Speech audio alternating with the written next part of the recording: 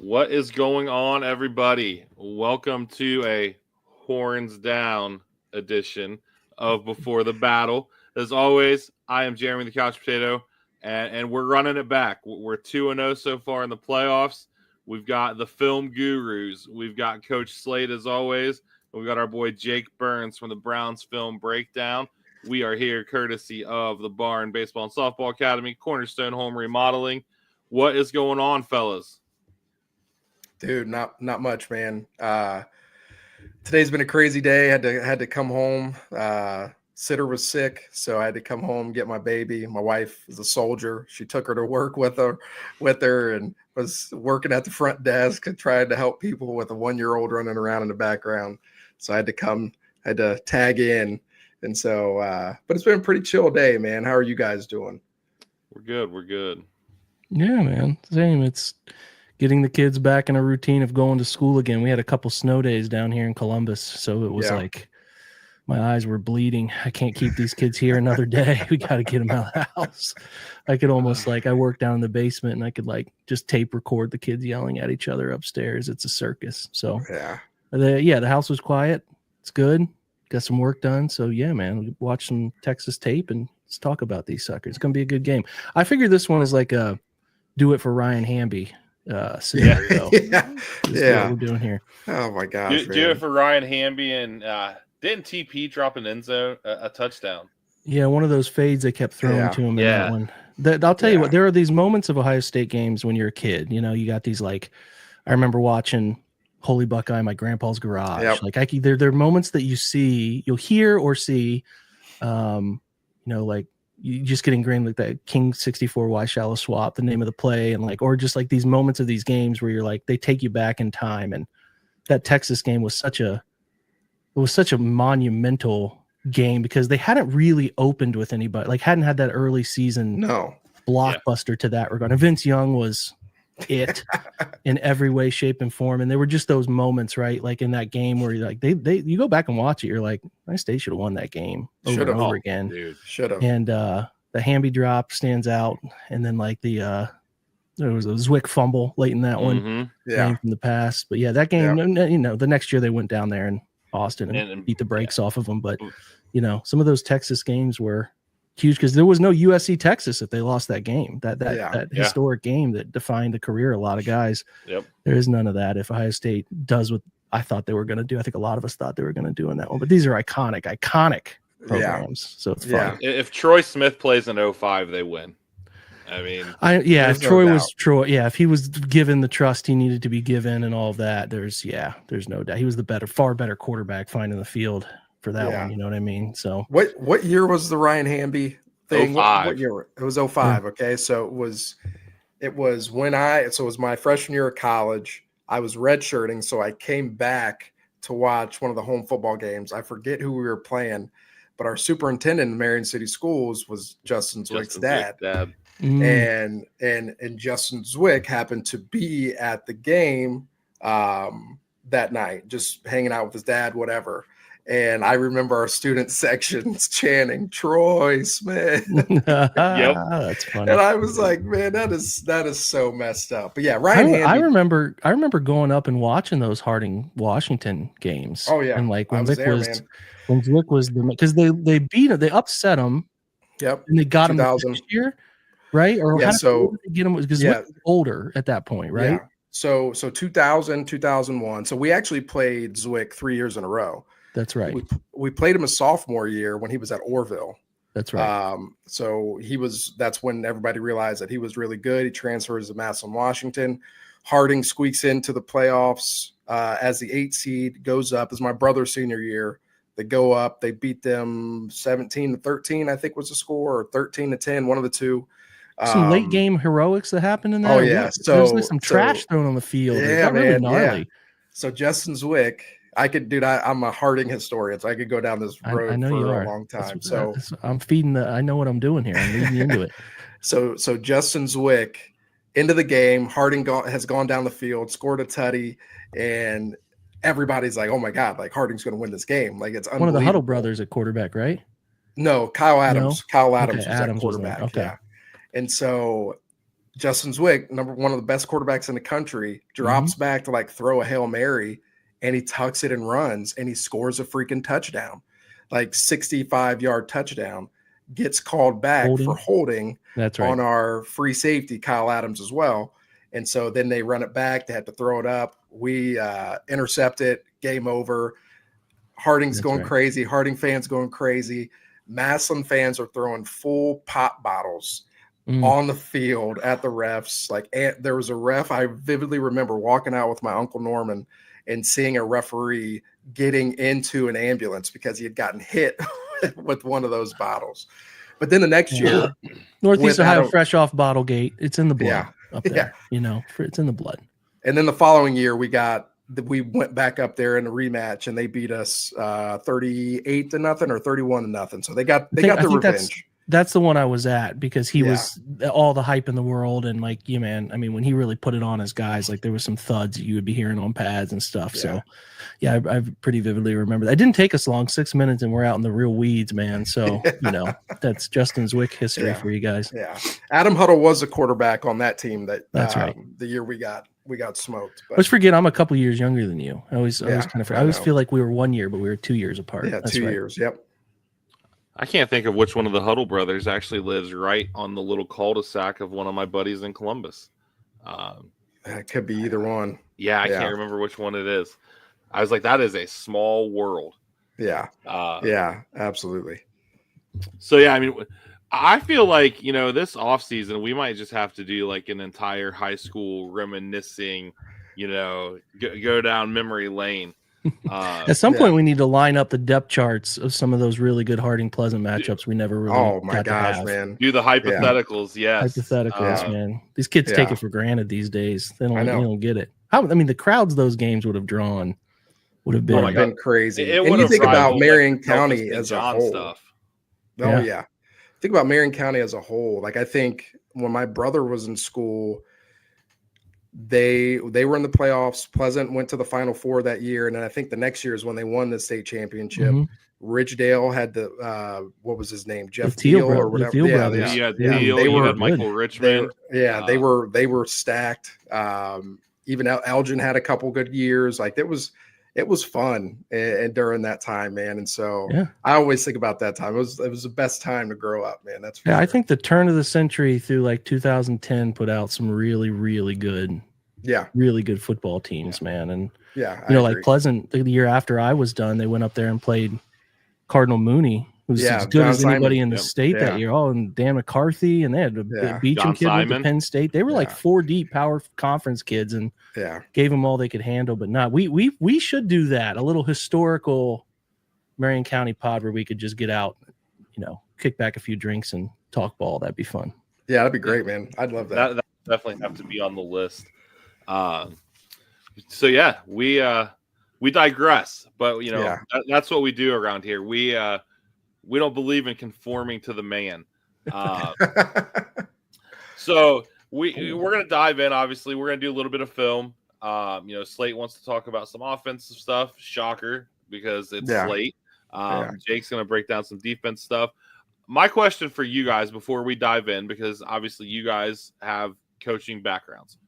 One thing that Steve Sarkisian is really, really good at is his first 2 or 3 drives, the infamous scripting his plays. And we have seen the Ohio State defense tend to come out a frog hair slow sometimes. If you're Texas and you win the toss, do you consider taking the ball so you don't, A, possibly don't get behind, and B, you might be able to get a lead? Yeah, if I was Sark, I would take the ball. I would take the ball so that Ohio State knows, like, listen, we've got dudes too. Like, I think people are, Ohio State, we've played really well these last 2 games, but I think people are forgetting how talented Texas is. They have one of the most athletic and talented rosters in the country, just along with Ohio State. And so if I'm Sark, I'm taking the ball to run those scripted plays and to remind people, like, hey, we got a dude at quarterback who can spin it when he's on. We got a guy at running back that is an explosive play waiting to happen, and we've got receivers that can make plays down the field. I would definitely take the ball if I were them. It makes plenty of sense to me, man. I certainly know that Texas has belief in their defense, which we'll talk about, but I do believe Ohio State is riding a confidence high. They can downplay it all they want. And this is not to say that it's going to be a tragic issue for them or something, but going out, taking the football and really doing what they did against Arizona State, which is like, hey, we hit some scripted shot plays that we knew we could dial up against predictable coverage stuff that we thought we would get. And all of a sudden you're off and running. Right. So like, yeah, I'm with you on that.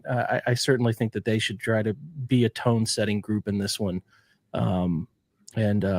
There's details inside of why I don't think they want to fall behind, et cetera. But yeah, I'm with you on Texas needs to get out early. If they think they're going to win this game, then it's an early lead for them. That is the formula.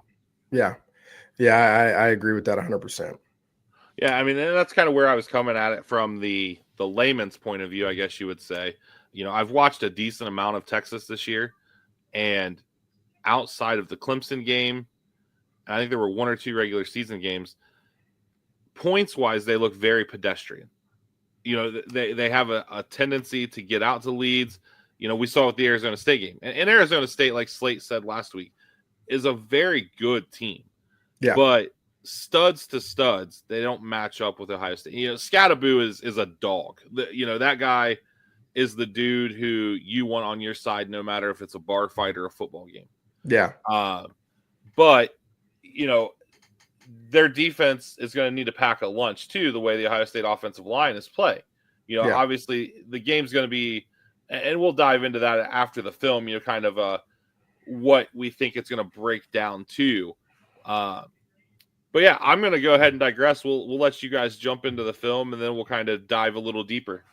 Yeah. So I'll ask you, Slate, real quick. Yeah, what did you think of, Arizona State I just think it's heartbreaking to watch them lose that game because they are not anywhere near collective roster wise as good as Texas. And I think people forget, to your point about how good Texas is, they're up 24-8 with like four minutes left. And there's a 4th down halfback pass that is underthrown. And the guy that was a fluky revival for their situation. And then I think Quinn threw a late pick that they got a chance to come back down and score again. So, I certainly don't think Texas is indication of being a team at level of Arizona State. I think there was some stuff that just momentum is a real thing, man, and it does happen. Absolutely. And some of that stuff you get to get real tight in those moments when you're supposed to win, right?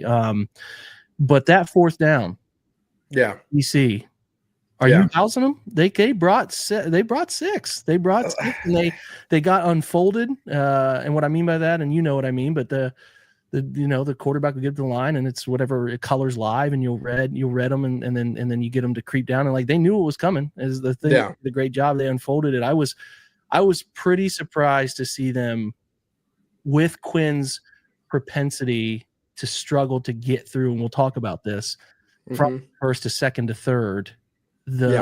Clearing up the picture for him is the last thing I want to do. I want to make him read it out to be. Yeah, and listen, that is there's a little bit of you when you're looking at the call sheet and you're in that moment and you have some things that you want to call in those moments, right? I understand bringing pressure, trying to get him off a spot, force him into something that, we know that he's capable of doing, right? Making some sort of mistake. And so I totally get it. I don't know if I would have done it in that situation. But there was honestly probably a conversation on the sideline about that too. There was probably a conversation about when we're in this moment, and the players probably felt in their heart that this would be a good situation and time to maybe do something like that. And so, there's a lot of variables that go into it. I personally wouldn't have done it, but I totally get, hey, I'm going to be aggressive and I'm going to go right out with my guys. And if we're going to go down, we're going to go down swinging. You know what I mean? And so I get why they would have done it. But for me, calling it, I probably would have not. I wouldn't have. I probably wouldn't have done that. I was surprised by it. Considering that the down and distance, if it's middle down and you're trying to get the rock out quick, you can man them up and kind of run underneath some stuff, in breakers and whatnot. But it's 13, man. It's whew. Anyway, I digress. I just thought that win for Texas was just so, I'm like, people can brush it off and you can play the Ohio State's better than anybody in the country. And I'd rather be playing Arizona State 100 times over. Absolutely. Compared to what Texas brings to the fold, man. Yeah. Absolutely. And the other part of it too, being a DC in those moments, like I vividly remember 2 years ago against Perrysburg, coming to the sideline, I had a scripted play that I wanted to call in a situation where we needed to get a stop. And then when the kids come to the sideline, if you've built a good enough culture where the guys feel comfortable coming to you and saying like, hey, this is what we're seeing. This is what I think works. Like, I think at some of those times you really have to listen to the kids, especially if you've done a really good job of cultivating that type of culture where, hey, I have a voice in this defense. I vividly remember 2 years ago, a situation with Luke Montgomery. Luke was playing defensive tackle for us, and he said, Coach, every time I run this stunt, they cannot block me. So please run the stunt and run it now. And I was like, all right, big dog, let's go do it. And sure enough, he wasn't the one that made the play, but the stunt, they knew it was coming. So 2 guys went to him. We brought a linebacker, Gabe and Helms. I'll never forget it. Brought a linebacker off the edge. We got a big 4th down stop. And so, or right into the B gap where those 2 guys had stepped down on Luke. And, like it wasn't what I wanted to call, but, it was something that the guys felt could work. And that's something that I think a lot of these defensive coordinators, they actually do take the feedback of the players. Obviously DC gets paid a lot of money, but they see things out on the field too. And so that is something that for me personally, I'm always checking in with those guys in that situation. What do you feel confident in? If you don't feel confident in if we're just going to play coverage, are you feeling confident in that? No, coach, I want to lock up. I want to get after. All right, then let's go do it. And then after the game, if it doesn't work, hey, that's on me. You know what I mean? And the kids, so the kids went out and executed, but I got to put them in a better spot. So, for me, tough. Like that's the way it would work out. Yeah. I like that. That's good insight into your kids having ownership of what they're doing on the field, man. And it's an interesting topic on the 4th and 13, what you're thinking about doing. Because I think that segues kind of neatly into what they are. I'll give you, let's do this. I'll tell you my outside perspectives. I didn't zoom in on Texas's offense, but this is what I've noticed. Yeah. They obviously can run the football, but I don't think they're hyper talented at it. I think they got a better pass blocking offensive line than they do a run blocking offensive line. And I think they try to lean into their skill position guys at wide receiver to push vertical. But Sark's a really good motion manipulation coach. So he will move guys. He'll RPO it up off of some of that flat motion and some of that exit motion stuff that he likes to do, which is all very popular right now. And I think he's at the forefront of using it. It was really good with it at Alabama when it was really unheard of. But what I noticed they're doing, and this is sometimes just football, you would agree with me on this. You have things you want to do. And this is something I noticed last week with Ohio State, Oregon. Ohio State's offensive line didn't play very well. They didn't. If you break it down, their job to do it from whistle to whistle, it wasn't very good. And what worked out for them is what they had schemed up, had answers to get the football out of the hand of Will Howard quick enough. Absolutely. It didn't matter. Absolutely. And with this one, and where I'm at with Quinn is like, I equate it, if you're an NFL person, to like, I view him as the Jimmy Garoppolo 49ers. If Kyle can scheme answers for him and have situations that are comfortable for him, and he gets a similar picture pre to post, he can spin it. Quinn's never been a guy who can't throw it. He can drive it. He can push the football into windows. And if he understands what he is seeing, he's pretty good. Yeah. Where Quinn is not very good is like, okay, my first answer is not what I thought it was going to be. The coverage is rotated open to close, and I don't really feel comfortable getting to my second, and God forbid getting to my third. And I think this game is driven by on both sides, because I think we'll dig in on some Texas defense details, but like the secondary and linebackers are as good as any group they've played all year. Yeah. I don't think they're going to have as consistently quick answers as they did against Oregon, who I think personnel-wise is not on the same field yet. I like what Manning does schematically, but I don't think personnel-wise they are quite there. And I don't think they play with as much trigger-happy approach at the second and third level. So, like, my thing is I think the team that puts up the most points or has the opportunity to put up the most points is whichever one has their quarterback answers quick enough, often enough.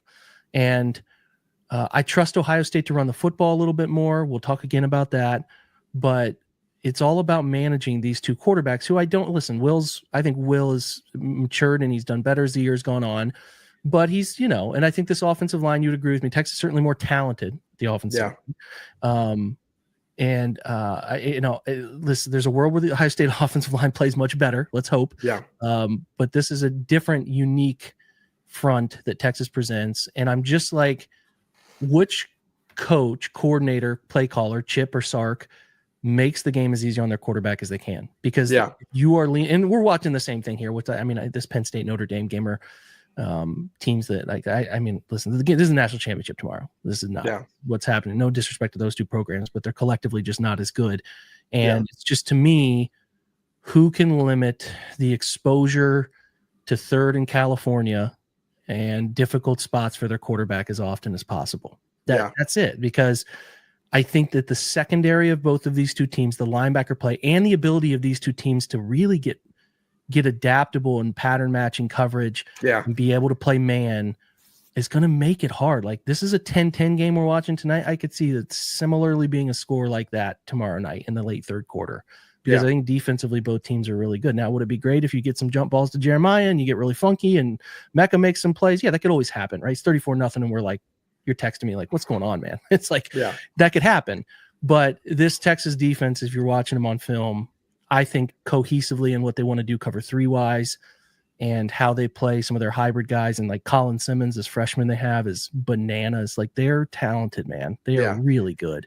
And I think Ohio State's really, really good on that side of the football and playing better than they've ever played. So, like, it smells to me like low scoring, and which one can scheme up enough shot throws that make it easy on the quarterback, man. Yeah. And it gets super simple with the whole damn thing, but like, that's where I'm at. Yeah. I haven't watched a ton of Texas's defense, but I agree 1,000% with that. I think, this is where you're going to see why Ryan Day and Sark get paid so much money, right? What are you doing to earn your paycheck? And I think Ryan Day and Chip Kelly have done a great job of doing a lot of scheming, things open for Will, making those easy reads, right? Getting the ball out quick. I won't say I was disappointed in the offensive line, because I think we were able to run the ball well, and I think we blocked counter really well in the run game. But I think in the pass game, I do think we struggled at times. I know our guy Luke, there was a couple pass plays. They did some knots and loops on him and got him kind of turned around. Same thing with Tegra. Tegra fell down a couple times.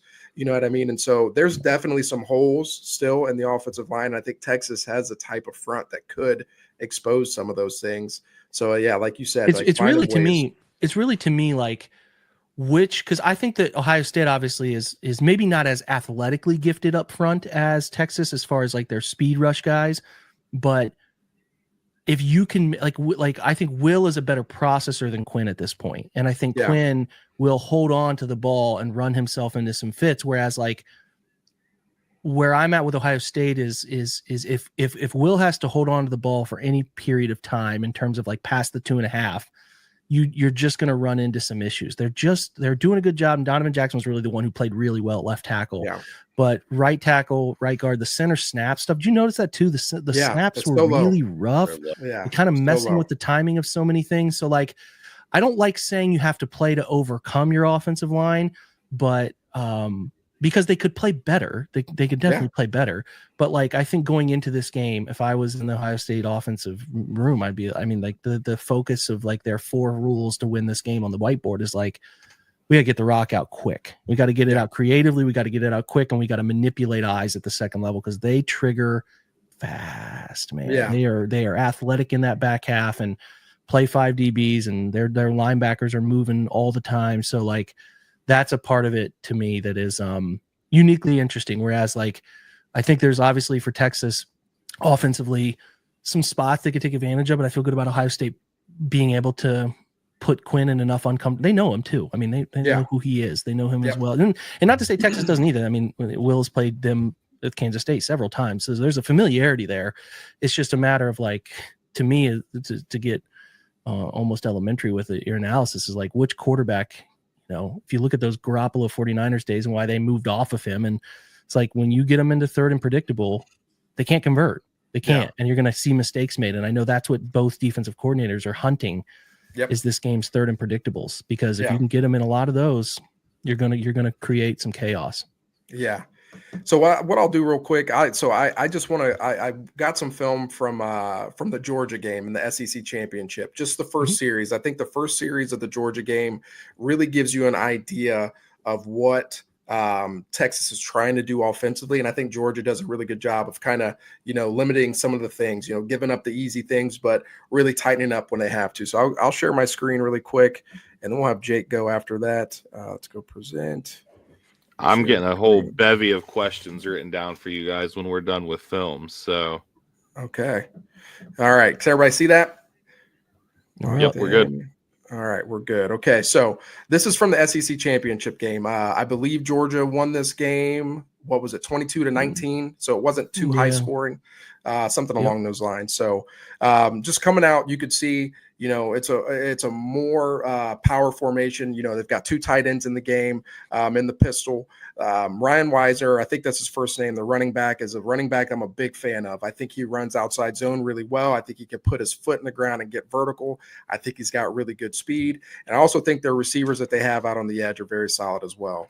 I know Isaiah Bond was, what was he? Where did he go to school? Alabama before he was. Yeah, he was an Alabama guy. I think you're an Alabama kid. Yeah, Alabama kid. So, those Alabama receivers were always talented.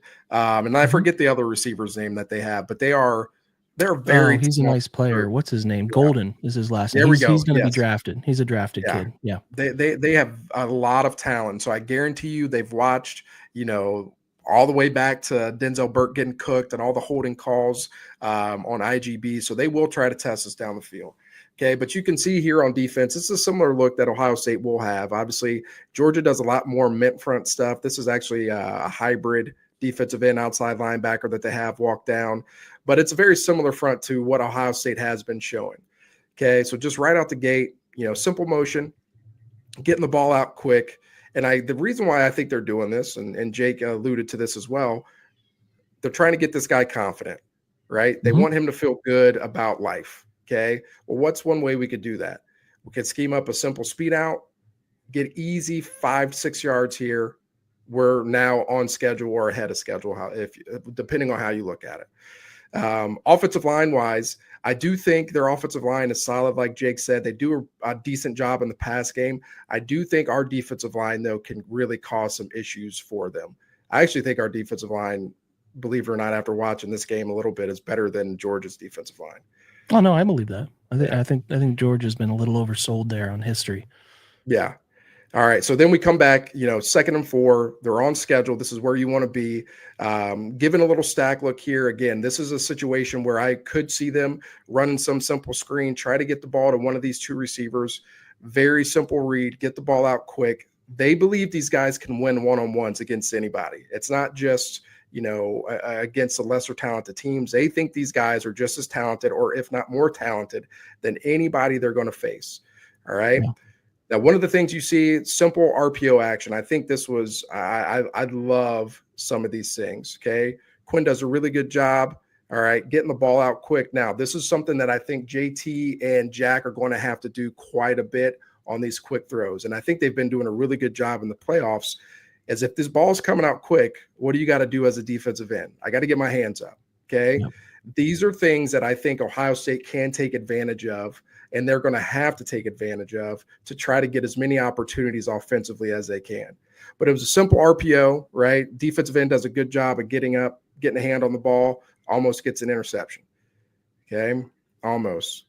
This guy almost scored it out of there too. Fumble. All right. So now they're back behind the sticks. All right, let's see what they do on 3rd and 4. So they spread us out a little bit. Now, getting this motion out of the backfield, it'll be interesting to see. I think this is something that we'll see as well. You were talking about exit motion and different things like that. How are we going to play this? This is likely going to be Jordan Hancock. Are we going to widen him? What are the coverages that we're going to be playing against this? I believe Georgia does give a simple cover 2. No, they actually play man. Looks like cover 2, but they're playing some sort of man coverage, right? This is a good setup. I love this play. I love this, right? So one of the things as a defensive coordinator, when you're playing man coverage, is that if they've got tight splits, you got to be on different levels as a defensive backfield. Okay. If you're on the same level, it allows you to get picked, and that's not something that you want. What Texas does here, he delays his release. And so once he delays his release and sees this guy go inside, this corner knows, okay, if he's going inside, then this guy is going to be going outside. So I can go ahead and match that. But what they do a really good job is, it's not a whip route, but they put their foot in the ground and they whip back inside. Shake route, whatever you want to call it. Okay. Again, super simple read, right? You can look at Quinn. He wasn't looking anywhere else. He was just waiting for that to come open. They knew they were going to get some sort of man coverage look. Simple, comes open, get the ball out quick. This is what they can do, right? Create yards after the catch. It's a really good play design by them. I really like it against man coverage. It's tough.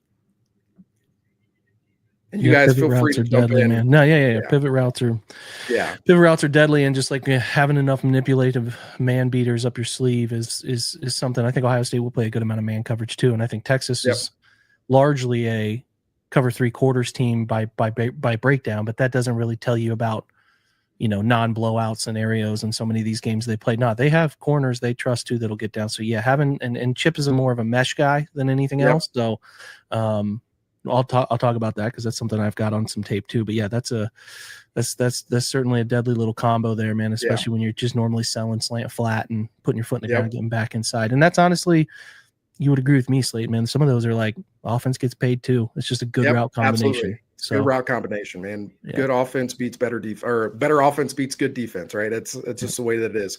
Another thing I want to point out too is this pocket, man. Getting the ball out quick. They create a clean pocket for Quinn. He's able to step up and he can just rip it. When he's got time, and we know what his arm talent is, it's generational, right? He can just rip it. Okay, so big play, all right? How are they going to respond to this?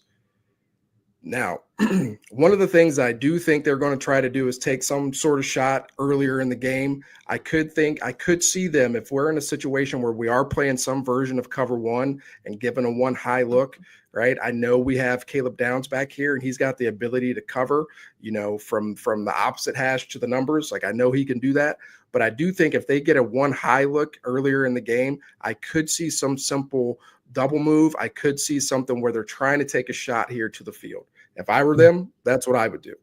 Right. I would, as I'm thinking about like wanting to keep Quinn out of thinking too much, it does smell to me like a type of game where they're going to challenge, they're going to challenge these guys early in the game. And obviously, the thing Texas doesn't want is Quinn overthinking throwing the ball to the other team and they're taking sacks. Like they don't want that. So I do think there's probably going to be an element of some possessions early in the game where Sark's just going to green light him and be like, hey man, like if you get a one-on-one and you feel good about it, rip it. Let's challenge these guys. It's going to be a long game. We trust our defense, etc.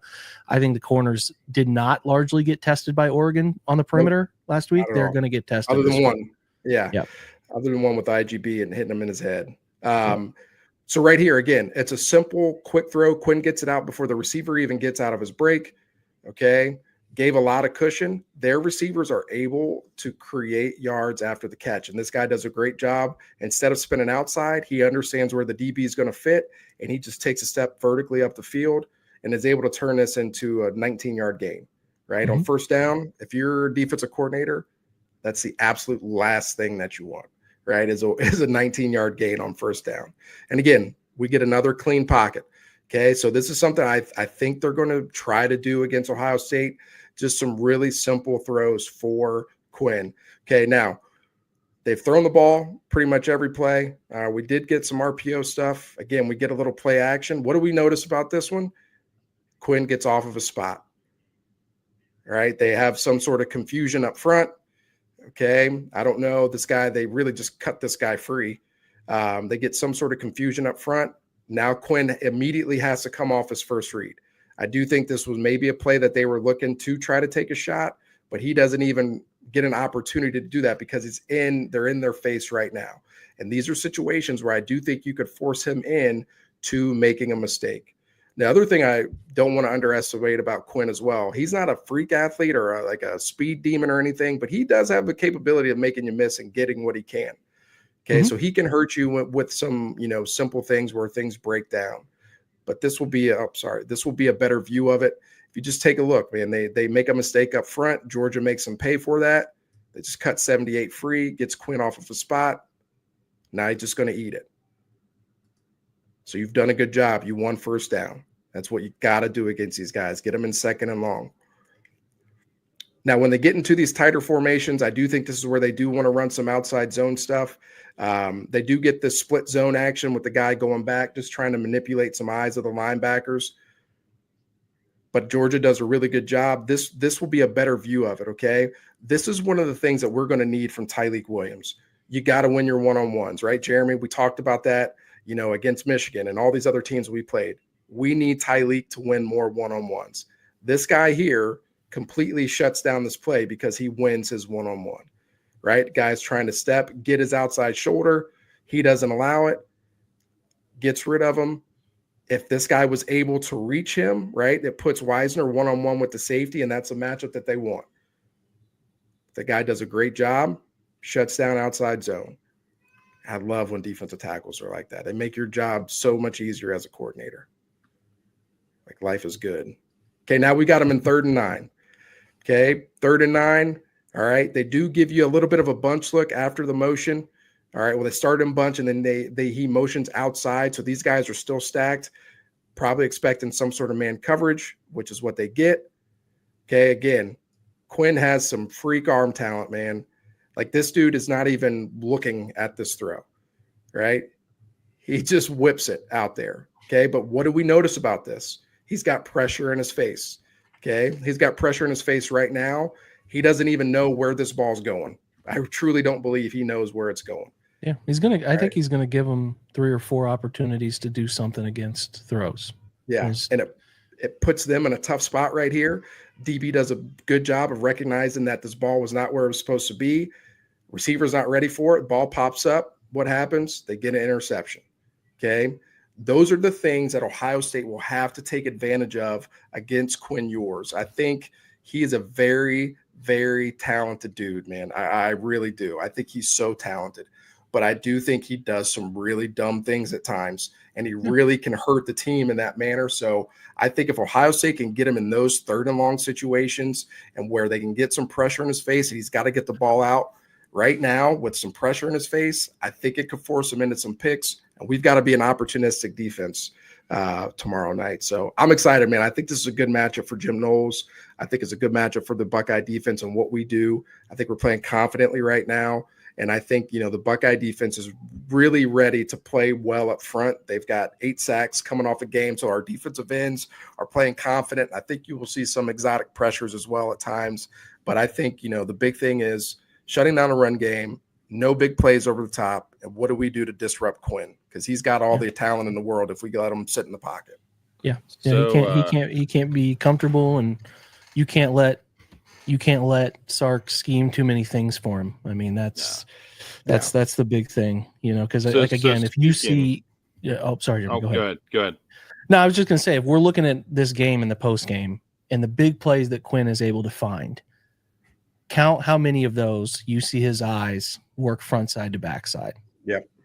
You won't. Yep. I mean, I'm just telling you, there's a reason he's an NIL guy next year. I think it is that his offense props him up. And listen, for sheer natural spin the football stuff, there's no doubt. But he is not a processor at the position. And if like I said, if they're hitting plays that involve his eyes locking into a spot, and those are, you're going to be like, they didn't win enough of those to make him uncomfortable, and not just him, but make his play caller uncomfortable too. So that's where I think it comes down to. If Ohio State does enough of that stuff, which I think they will be able to manipulate some more of those than the contrary, they're in a spot where they should be able to create some havoc and create some turnovers, because I don't think this is as anywhere as good as I think the Texas defense is.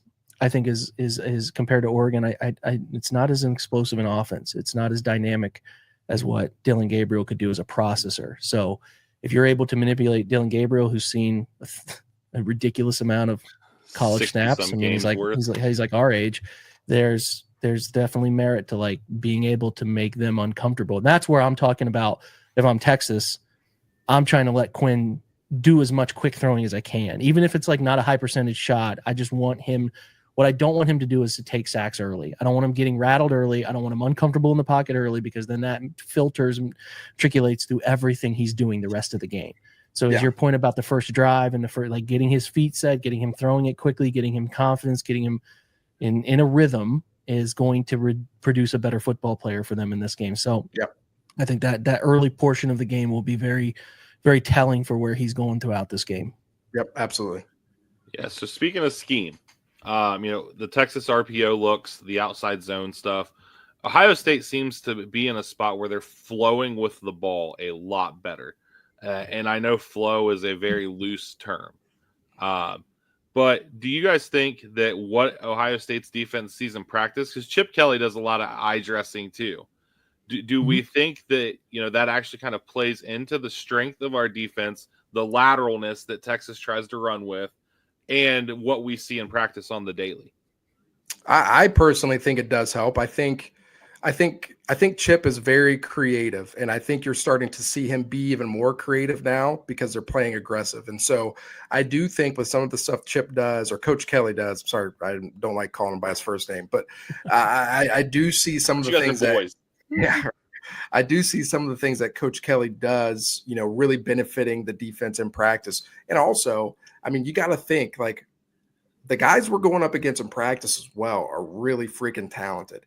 I mean, we have some receivers that aren't even our starters that are going to give the guys a great look. We got Lincoln Keenholz at quarterback giving us a great look. Those are different things that I think, are beneficial. And obviously what they saw all summer long and leading up to the season from Chip, I think it will pay off, but I think they're going to see a lot of stuff too that they haven't seen before. I think Sark he's one of the best. There's a reason why he went what he went through and was still able to come back and to be the head coach at Texas. It's because he was able to turn things around, right? Get his life together. And he's just one of the best at calling plays. Like, he's really freaking good. Another little underlying element, Slate, that'll be interesting to watch is like Ohio State has been really good in this 3-high defense with Caleb playing that middle read. And can they get him out of that? It's a really good defense to take away RPO stuff that is unique, because not every team has a guy like number 2 who can kind of play that rangy middle, and they have no issue putting their safeties into trigger spots. We saw Lathan come up and pop people last. Like they're really good and they're really unique. Whereas, Sark is an RPO guy by nature, and they'll do that. But I think that they're going into this game knowing that's not as big a part, because like Noel's approach here is as good at isolating those RPOs as possible. So I think it comes down to like, this one probably comes down a lot to matchups. And like, I mean, to be transparent, I like their wide receiver group. They're fine. Gunnar Helm is also a drafted tight end. He's going to be a guy that gets picked, and he's a really nice blocking release player. But there is no excuse for Ohio State's defense to not play these guys well. There is no excuse. And I don't think they throw, and as good as Sark is, which I think he's good, I don't think they throw anything at them that is going to be, we're uncomfortable, we don't see that. Whereas think about places like Michigan, whose offense is built in a different way, who saw them early in the year, or even Georgia, whose offense is built in a different way. Those are uniquely different for them. But this is all year. I mean, we're talking about, think about the wide receivers that don't even play and how good those young men are at Ohio State. And it's just like those motion types, those variations, this is home for them. They'll be comfortable with that. It's just a matter of going out and cutting it loose, making plays. I don't think there's going to be anything that's like, oh my God, didn't see that coming. Like, no, they've lived in this world. So I think they're going to be comfortable defending it. It's just like you alluded to it too, man. It's just go out and win the snap. Got to win more snaps than you lose. Yep, absolutely. Absolutely. Yeah. Yeah, and you actually kind of hit on my other question as far as the Ohio State defense goes, and that's with what they're doing with Caleb. That's kind of the Jim Knowles version of Sark's eye candy. So, it's going to be a chess match. But, I mean, obviously Caleb Downs is arguably the best defensive player in college football. So how big of an advantage is that to being able to combat the eye candy that you're going to see? Listen, man, if the more creative you can get with your best players, the better, right? When you're able to get in this 3-high look, there are times against Oregon where I just got goosebumps thinking about it, because I'm a 3-high nut about that stuff. Listen, Caleb Downs was legitimately playing Mike linebacker at times. Like there were moments where he was. And so you create that confusion, because now you can show cover 3 out of that. You can show true Tampa 2. You can show quarters coverage, any sort of match, and have him down in the box. And it really creates a lot of issues for them. That was a terrible. That was Drew Aller channeling him for his future NFL employer, the Cleveland Browns. He might get bailed out. Yeah, that's just like, yo, man, you got to understand when to get Gotta get rid of it underneath, brother. Throw it into the stands. That's great. That's great stuff. I'll throw up if you guys can. I think you can see it there. Yep. We'll just throw up some of what they do defensively. Yeah. Gotcha. So ironically, I wanted to put up a little bit of what their DC, who's really good, man. He's an impressive dude. I think it's pronounced Kwiatkowski. So he goes by PK from everything I've read. So he's different. He kind of came up he played at Boise State and adapted, spent some time in the NFL, has done some different things and learned a lot from TCU's head coach for a long time there. Cannot think of his name off the top of my head. Visor guy. Gary Patterson. A lot of his defensive philosophies came from Gary Patterson and different things, but it's basically just like trying to find the right personnel for spread offenses and taking traditional looks and creating hybrid positions. So outside linebackers turn into a jack for them, and they have a dime backer they play a lot of roll down. They'll run roll down the strong, and they'll play a lot of cover 3. They want to live in cover 3. So as it kind of goes, their base, I think, is kind of more looking like this against 2x2. So just kind of what you're seeing, nickel, strong, dime, Mike, they get positions like they're trying to get out of their X and their jack, just guys who are able to drop into coverage, athletic enough to drop into coverage, but also can rush the passer when necessary, physical against the run when they can, and it's simplistic in nature, but that's really what they're trying to do. So what stood out to me, kind of film I watch, I try to catch as much of Arizona State and Clemson as possible, is like they are flow happy. They're athletic as hell, big time recruits, just like Ohio State, athletic, and they flow and they move to the football extremely fast. They don't blitz, surprisingly enough. Bottom like in the hundreds in blitz rate. So and it has not changed over the last few weeks. They are not blitzing. What they do is they play very, very fast off of the second level, and they're very read react with their front guys, and they're really athletic. 88 there at the bottom of the screen is a very good edge, solid both phases, and then Colin Simmons, the freshman, who argue with all you want. I mean, he won freshman of the year over JJ. So he can, the kid can play. He would be, just like we talk about JJ would be drafted. He's got some Micah Parsons to him, man. Like needs to get stronger. He needs to get faster. And he'll become a more explosive athlete and put on weight in that frame, but they'll move him. See him number 11 there playing walk up. They'll move him all over the field and get really funky with him. And they live on speed and they live on quickness, and, they're tough. They're tough in that regard if they can manipulate and move you off coverage. What I think, and some of the things I've watched, we talked last week about being against Oregon, more of a power counter team, not running the football outside so much, getting very north-south in the run game. This is a very similar type of game.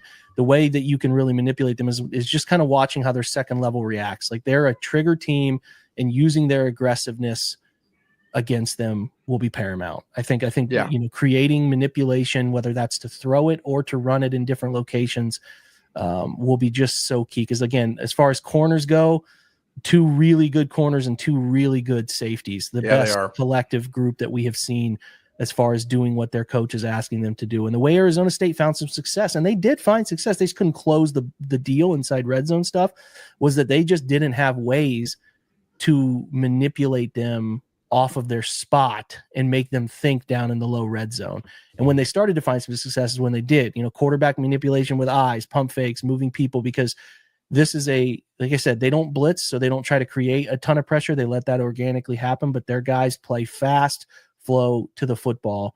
And that's where I think you can get them, is kind of moving one side to the other. Eyes manipulation, I think, is going to be paramount to giving them some trouble. Now, what I like in the run game this week is I like tight zone, man. I like tight zone and tight counter looks. And I think you can really get up inside and create yardage, whether that's just, like I said, traditional split zone, and you can be quarterback side. You don't have to be in the pistol. I know Arizona State lives a little more in the pistol, but I do think that you're able to work double teams, climb, kick out. You watch the tight end on the split look here, number 11, another nice tight end in this that'll be drafted. But these are looks that you can really gain consistent 4 to 7, 8 yards against these guys.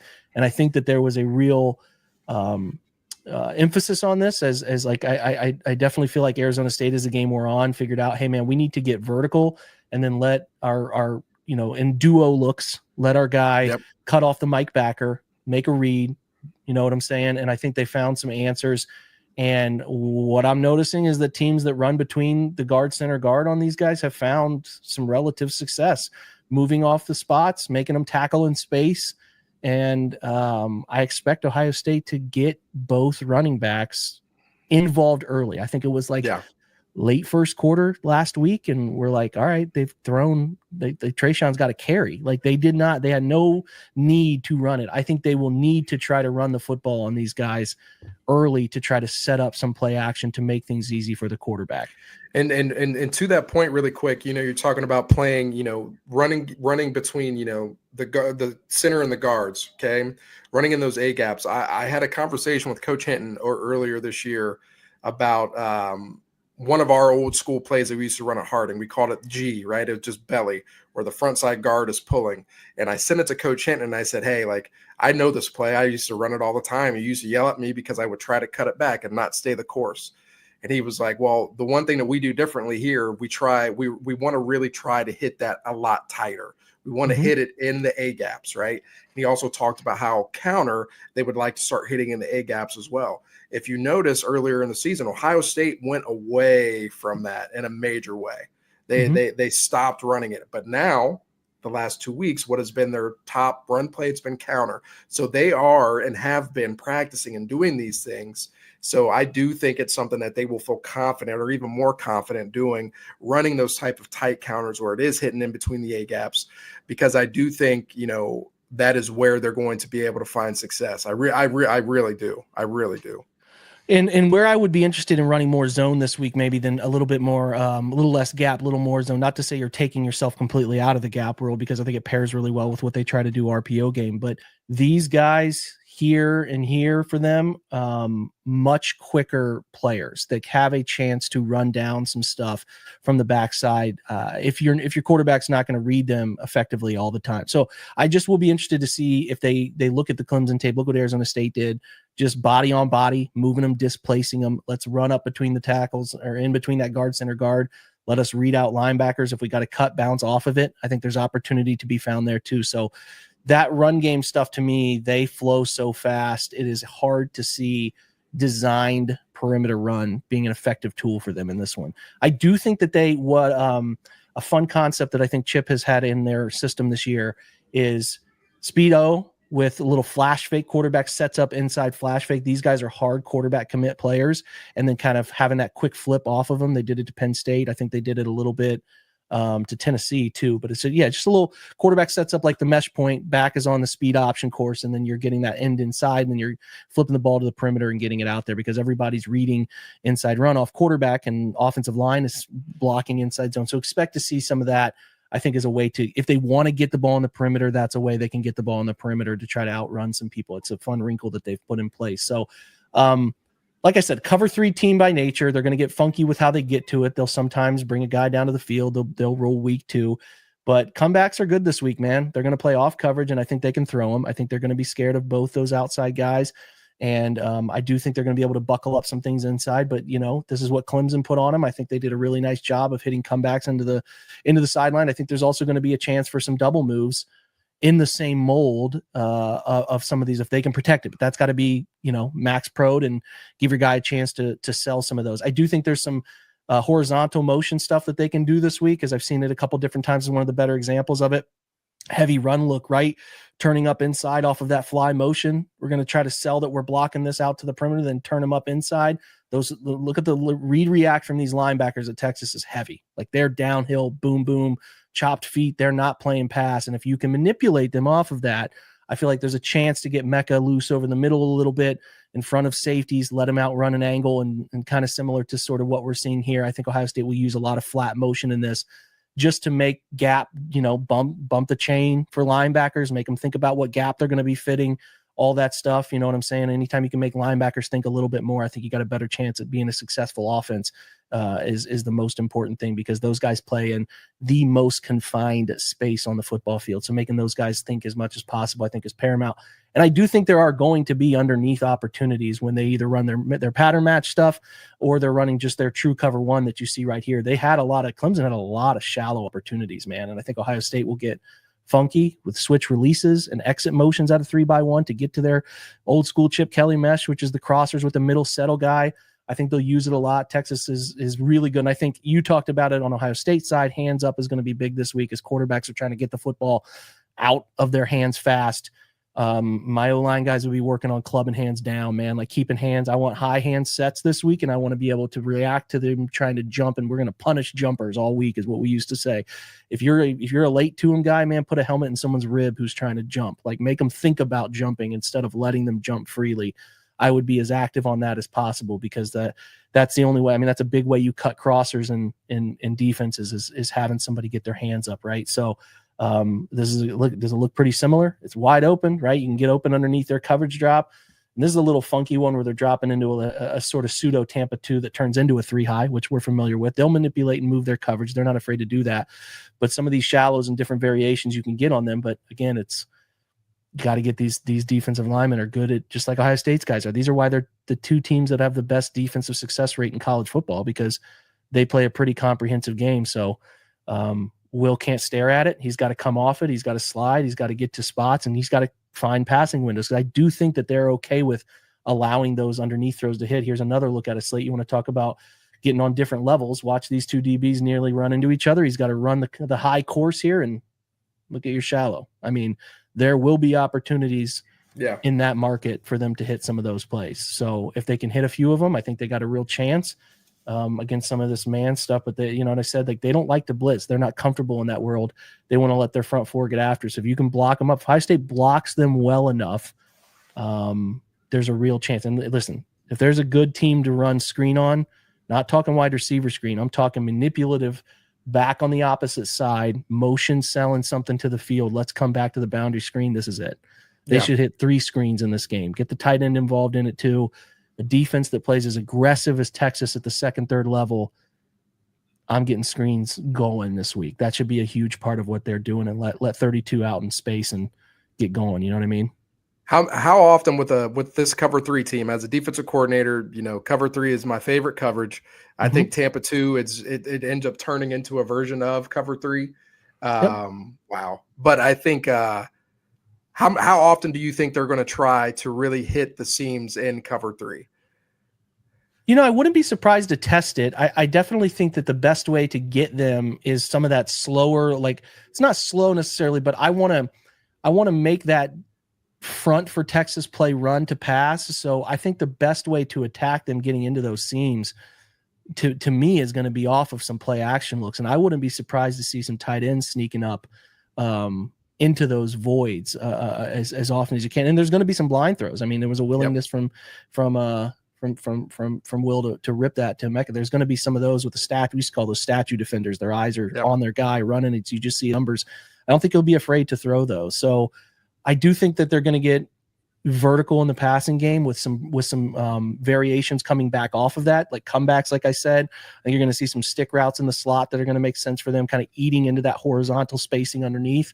But I think this team is a team that you really have to be able to manipulate, eye candy them, get them jump in one direction, move back. And then when you can get them to slow down, like they slowed down later in the Arizona State game because Arizona State started to put the run game in their lap, started to do some different things that misdirected them. And then if you get them to play slower, they're not as good. And I think if you can get them confused early, get a couple plays where you catch them moving, shaking, and you get a cut, like I said, whatever that looks like in terms of how they want to manipulate it. I'm not that deep in the game planning for what Texas is going to be that vulnerable with, but I do think that if they're able to, like last week, none of it, it's hard to imagine Ohio State coming with some slide RPO stuff that was just really effective against that backside backer, and then having an answer or wrinkle off of it that really manipulated their adjustment to it was just a beautiful thing to see. I sent it to you, Slate. So it's like them uncovering that answer this week will be really interesting to see here because it's a collectively better defense, better defense, and they play faster. But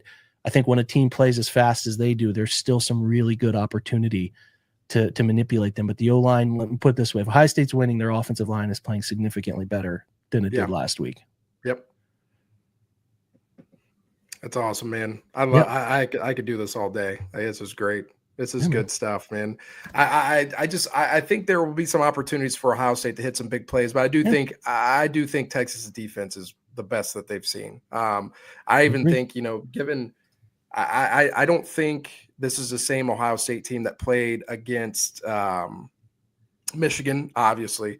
Nope. And so I think this is the best total defense that the Buckeyes have seen all year long that could create some issues for them. So I'm excited to see what Chip schemes up, man, and Ryan Day, what they scheme up, because it's going to be it's going to be a good one. No, it absolutely should. And I think Ohio State's thing is like they caught explosives on Oregon. And in this one, I think Texas's defense is going to make them work for everything. Yeah. It's going to be long drives. I think if they get in the end zone 3 times, they win the football game. That's a simple way I can say it. You find the end zone 3 times. I think that Ohio State's defense is good enough. So, like, to me, it's a 21-13, 21-17 type of win. Listen, would I love to be 34-0 and sound like an idiot and Ohio State's dominating? Yeah, I would love that. I just think that this is defensively a different animal. But I really do think Ohio State is going to bottle up what Texas does on offense. I think they're built for that. And that's why it's like, it's either a low scoring slugfest and, neither team's really able to get anything continually going, or Ohio State finds enough answers offensively, just enough to make it so it's like a 24-14 type of final to make it happen. Because by far the best defense, it's hard. I think Penn State does some things well defensively, but and we obviously know what Michigan can do, but I think this is as far as what have they seen in the last month, this is a very unique look, a very unique defense that has some really good secondary play. And that's where I'm fascinated to see how they go about attacking that. Yeah. Well, that's Ryan a great Day's segue. Been known to do really good against cover 3. Yeah. So that's the thing that jumps out to me. And that was the question I had, yes, Texas's bread and butter is cover 3, but Ryan Day has been known to slice through cover 3 like a knife through a piece of bread. So I will be interested to see, like, this is a game where you should not be who you traditionally are to that extent. Like they've rolled out more cover 2. I wouldn't be surprised to see them get to more open coverage looks, because what do I want to stop with? I want them to show that they're willing to patiently run the football. I would try to be capping explosives as much as I possibly can down the field. So, as far as a game plan, I would expect to make sense for Texas's, man. I want 2 deep as often as I can. And I want to cap as much vertical stuff as possible within means, and show me you're willing to and capable with this offensive line to run the football 30 times in this game. That's what I would be interested in, but we'll see what they do. All right. Predictions, Jeremy.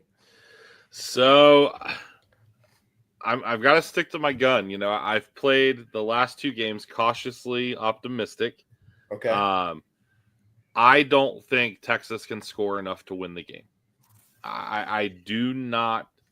I might eat crow, because I think the X factor for Texas is Ryan Wingo.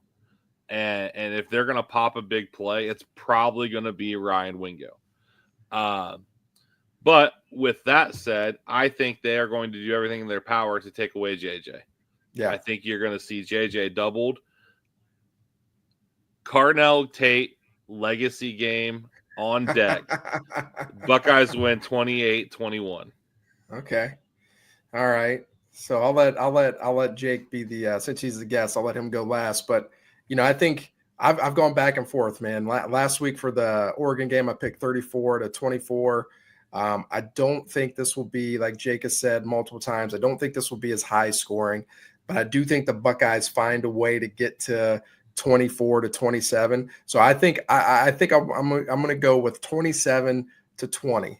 I think the Buckeyes find a way. Jaden Fielding continues his ascension into actually being able to make field goals, and we are able to score enough, like Jake said, to have a lead going into the final few minutes of the game and really force them to have to go down the field. And we're able to get a pick, and Caleb Downs is able to seal the deal, and then we're able to go on to the Natty. But yeah, 27-20 is what I got. I like it. That's a lot of really good stuff. I think an under-discussed piece of this, guys, is specials. Like you said there with kicking, yes. They have to win the special teams battle in this one. Think about Arizona State giving up, was a punt return early in that one that just put the game in a weird place. win special teams. I'm going to go 24-16, and I think I just, maybe I'm wrong here, guys. I don't know, but I feel a lot of confidence in this defense that Ohio State's playing, and the mesh of what Quinn over 4 quarters will present is I can't wait to see it. I can't wait to see it because I think they know him well, and I think they're going to have ways to really mess with him. And I just think they're going to have some short fields offensively to get moving down there. You know what I mean? And it's like it smells like a weird. We're probably a little frustrated watching it. Can't figure out quite why they're maybe here. Struggling here and there offensively, but we're watching the culmination of Notre Dame, Penn State. These two teams are just better. This is the national championship of what 4 teams are left. So it's going to be a slugfest. So I'll say 24-16. Texas is trying to put up an 8 spot at the very end of the game to win it, and Ohio State finds a way to get them off the field. That's where I'll land with it. One thing Jake just hit on: do not sleep just because he sucked ass against Arizona State. Texas has one of the best kickers in the country. Yeah, he does. And not only is he a great kicker, he has probably the best head of hair. And I might have already said this last week, since Bryson Lawrence at River Valley. That's a callback. See, you should have saved that one for the Marion County pod. Oh, look, when we do the Marion County episode, we might have to get Bryson on. Yeah. Like, that would be chef's kiss. Yeah. But yeah, it's going to be a banger. I really think it's going to be. I think this game's going to be what we thought the Tennessee game was going to be. But we'll see, and hopefully we're running this back one more time. I don't know if we're going to have to talk about Rudy being offsides or if we're going to have to bring up Joe Pa making the shoes smell like old people. But, it's halftime pooping, right? Dude, I will never forget that. Yeah. But yeah, guys, it's been awesome. Thanks everybody for the support. Obviously, thanks Jake for coming on. It's always a pleasure. We're gonna make Slate start the group chat tomorrow so we can indulge in this game tomorrow night together. And with that, we will see you guys either for a Buckeye funeral edition of an opening drive or, like I said, horns down. And just one last thing before we go. Only 2 things come from Texas, and Quinn Ewers does not have horns. That's all I've got to say. Oh, my gosh. And we will